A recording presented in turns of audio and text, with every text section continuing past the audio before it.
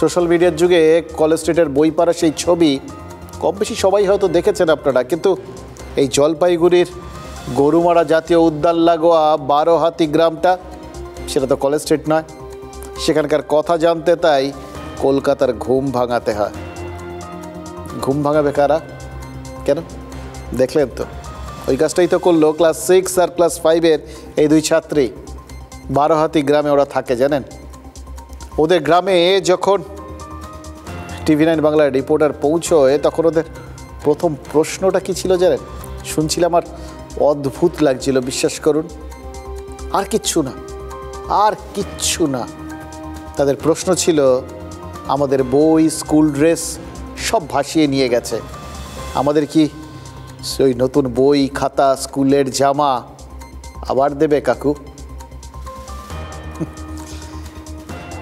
আমরা এরকম ভনিতাহীন কথাবার্তা শুনতে না খুব একটা অভ্যস্ত নই জানেন তো। আর সেই জন্যই বোধহয় এই ধরনের সহজ সরল কথাবার্তাটা সোজা গিয়ে বুকে ব্যথে। আপনাদেরও বিধছে আমি জানি। আমাদের সাধারণ মানুষের ওই একটাই তো জায়গা আছে, মনটা পুরোপুরি মারতে পারেনি এখনো। লাগে ওই জন্য।